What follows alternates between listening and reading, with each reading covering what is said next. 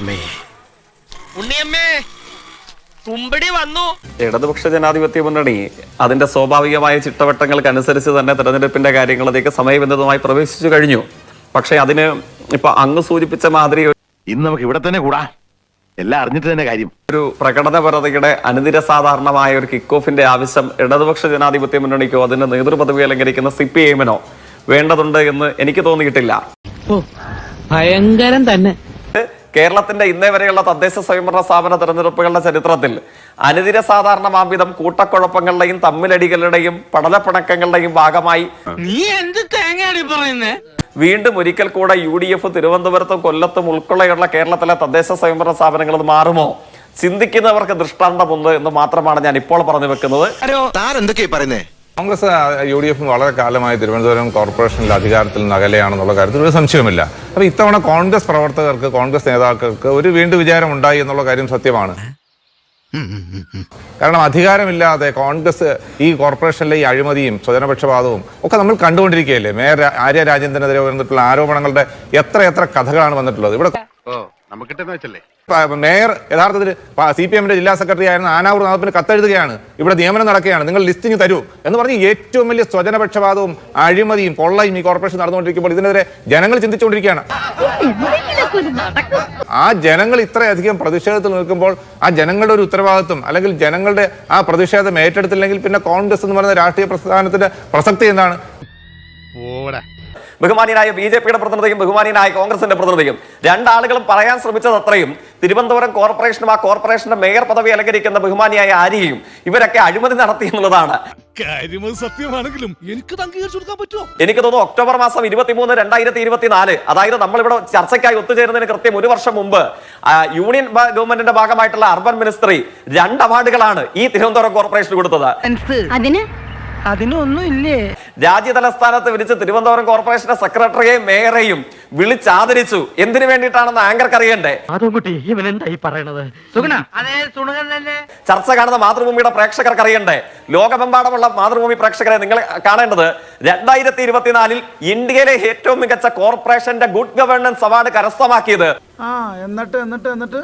BJP-യാൽ രാഷ്ട്രീയത്താൽ നയിക്കപ്പെടുന്ന union government ഇന്ത്യയിലെ ഏറ്റവും മികച്ച കോർപ്പറേഷനായി തെരഞ്ഞെടുത്ത് ആദരിച്ചത് ഇതേ തിരുവനന്തപുരം നഗരസഭയെയും അതിന്റെ മേയറെയുമാണ്.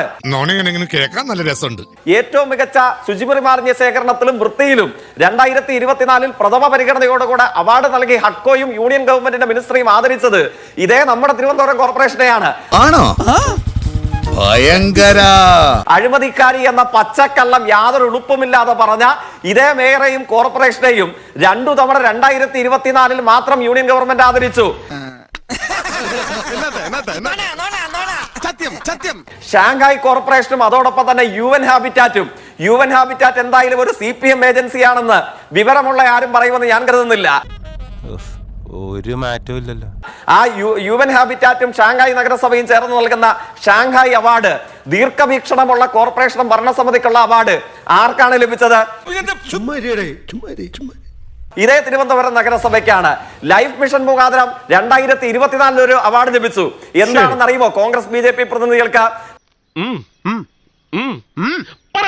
2024 മാർച്ച് മാസം 10,047 വീട് പൂർത്തീകരിച്ച് താക്കോല് കയ്യിൽ കൊടുത്തു. അതിനുവേണ്ടി ലൈഫ് മിഷൻ അവാർഡ് ലഭിച്ചു. സ്വന്തം ഇഷ്ടത്തിന് തട്ടിവിടുന്നതാണ്. ഇത്ര അവാർഡുകൾ അഖിലേന്ത്യാ തലത്തിൽ, അന്തർദേശീയ തലത്തിൽ ഷാങ്ഹായ് കോർപ്പറേഷനും UN ഹാബിറ്റാറ്റ് മുതൽ ഇന്ത്യയിലെ യൂണിയൻ ഗവൺമെന്റും കേരളത്തിലെ ആർദ്രം മിഷനും ലൈഫ് മിഷനും വരെ നൽകി ആദരിച്ച കവി തല്ലുവാങ്ങിയിട്ടേ പോകുന്ന തോന്നുന്നു. പുകൾപ്പറ്റ ഒരു ഭരണ സംവിധാനത്തിന്റെ ഇടതുപക്ഷ പ്രതീകമായ തിരുവനന്തപുരം കോർപ്പറേഷനെയാണോ നിങ്ങൾ ഈ തൊടുന്യായങ്ങൾ കൊണ്ട് ആക്രമിക്കാൻ വേണ്ടി ശ്രമിക്കുന്നത്? ഇവിടെ അവാർഡിന്റെ കാര്യമൊക്കെ പറയുന്നത് കേട്ടല്ലോ. ഏതാ അവാർഡ്? അവിടെ UN പോയി, ലണ്ടനിൽ പോയി ഒരു ഹോൾ വാടകയ്ക്ക് എടുത്ത് ഒരു ഉഡായിപ്പ് അവാർഡ് വാങ്ങിയിട്ട് അതൊക്കെ കാണാമില്ലല്ലോ നിങ്ങൾക്ക്. അവാർഡിന്റെ മേന്മയൊക്കെ ഈ സോഷ്യൽ മീഡിയയിലും പത്രങ്ങളിലും മാധ്യമങ്ങളിലും ഒക്കെ വന്നത് താങ്കൾ കണ്ടിട്ടില്ലേ? സംശയ നിഴലിലുള്ള ഒരു വ്യക്തി ഉള്ള ഒരു അവാർഡ് പോയി ലണ്ടനിൽ പോയി വാങ്ങി, ലണ്ടൻ പാർലമെന്റിൽ പോയി അവിടെ ഒരു ഹോൾ വാടകയ്ക്ക് എടുത്ത് ഒരു അവാർഡ് കൊടുത്തിട്ട് ഇതൊരു നടക്ക് പോണ മാതിരില്ല. അതിന് കോർപ്പറേഷന്റെ പണം, കോർപ്പറേഷൻ പണം അവിടെ യാത്ര ചെയ്യാൻ വേണ്ടി സർക്കാരിന്റെ പണം ദുർവിനിയോഗം ചെയ്ത് ഈ ഒരു തട്ടിക്കൂട്ട് അവാർഡുകൾ വാങ്ങിയിട്ട് അതിന്റെ ഒന്നും പേരിൽ മേനി പറയേണ്ട. ഇവിടെ പറഞ്ഞിട്ടില്ല. നടത്തുള്ള അഴിമതിയെ കുറിച്ച് എല്ലാവർക്കും അറിയാം. പട്ടികജാതിക്കാരുടെ പാവപ്പെട്ട ആളുകളുടെ ഫണ്ട് വഴി മോഷ്ടിച്ചു കൊണ്ടുപോയ ആ സ്ഥിതി വിശേഷം അറിയാം. പിന്നെ പറയുന്നത് വിളപ്പിശാലയിൽ ഞങ്ങൾ അവിടെ എന്തോ മാറ്റി, വിളപ്പിശാല എന്ന് പറയുന്ന ഒരു അഴിമതിയുടെ പ്രതീകമാണ്. ശ്രീ വി ശിവൻകുട്ടി തിരുവനന്തപുരത്തെ മേയറായിരുന്ന കാലഘട്ടത്തിൽ ഒരു സ്വകാര്യ കമ്പനിയുമായി ചേർന്ന് തിരുവനന്തപുരത്തിന്റെ അടുത്തുള്ള ഒരു ഗ്രാമപ്രദേശത്തിന്റെ നെറുകയിൽ ചെന്നുകൊണ്ട് അവിടെ കുറെ സ്ഥലം ഏറ്റെടുത്ത് നഗരത്തിലെ മാലിന്യം മുഴുവൻ അവിടെ കൊണ്ട് നിക്ഷേപിക്കുകയാണ് ചെയ്ത്. ഒരു മാലിന്യ സംസ്കരണവും നടന്നിട്ടില്ല. ഇത് വടി കൊടുത്ത് അടി വാങ്ങുന്ന പരിപാടിയാണല്ലോ ബാബു. ഒടുവിൽ ജനങ്ങൾ മുഴുവൻ ഇളകി അവർ സമരം ചെയ്ത് ആ മാലിന്യ സംസ്കരണ പ്ലാന്റ് അവിടെ പൂട്ടിച്ചു. അപ്പൊ അതിനുശേഷമാണ് തിരുവനന്തപുരത്ത് ഇത്തരത്തിലുള്ള മാലിന്യ സംസ്കരണത്തിന്റെ ഏറ്റവും വികൃതമായ മുഖമാണ് തിരുവനന്തപുരം നഗരസഭയിൽ ഇവിടെ നടപ്പാക്കിയിട്ടുള്ളത്. ബുദ്ധനാണ് സത്യം. ഞാൻ ആ വ്യാളി തലതല്ലി ചാവും. ഇവിടെ പ്രതിപക്ഷം എന്നുള്ള രീതിയിൽ കേരളത്തിലെ കോൺഗ്രസ് UDF ഇടപെട്ടില്ലായിരുന്നെങ്കിൽ ഈ കള്ളന്മാർ അയ്യപ്പനെ കൂടി മോഷ്ടിച്ചുകൊണ്ട് പോയില്ലായിരുന്നു. നിർത്തി അങ്ങ് അവമാനിക്കുവാണെന്നേ. ഇതിനോടൊക്കെ ഏത് ഭാഷയിലാണ് മാതൃഭൂമി പോലെയുള്ള അല്പം ഗൗരവമുള്ള സംവാദം നടക്കുമെന്ന് നമ്മളൊക്കെ കരുതുന്ന ഒരു ചർച്ചയിൽ ഇതിനോടൊക്കെ ഏത് ഭാഷയിലാണ് നമ്മൾ പ്രതികരിക്കേണ്ടത്? കണ്ണീര് തുടച്ചിട്ട് കുറച്ചുകൂടി വിശ്വസിക്കാൻ തോന്നുന്നു. കേരളത്തിന്റെ കടത്തിന്റെ വളർച്ച 3 പതിറ്റാണ്ട് 30 വർഷത്തിനിടയിൽ ആദ്യമായി കുറഞ്ഞിരിക്കുന്നു. ഇവൻ പറയുന്നത് വിശ്വസിക്കരുത്. ഇവൻ ഭക്ഷണം കഴിക്കാനും കള്ളം പറയാനും മാത്രമാണ് വാ തുറക്കുന്നത്. അങ്ങ് പറഞ്ഞൊരു കണക്ക് ശരിയാണ്. കേരളത്തിന്റെ കടം കുറഞ്ഞില്ലായിരുന്നുവെങ്കിൽ 6 ലക്ഷം കോടിയിൽ എത്തണമായിരുന്നു. 2025 വായിക്കാത്ത കയറിയിരുന്ന് വിടുവിച്ചാലേ ശരിയാവും. ഇനിയും സാമ്പത്തിക വർഷം അവസാനിക്കാനേ പോകുന്നുള്ളൂ. ആ പോകുന്ന സമയത്ത് എക്സ്പെക്ടഡ് ഡെപ്ത് GSDP റേഷ്യോ എത്രയാണ്? അത് 4.65 ലക്ഷം കോടി.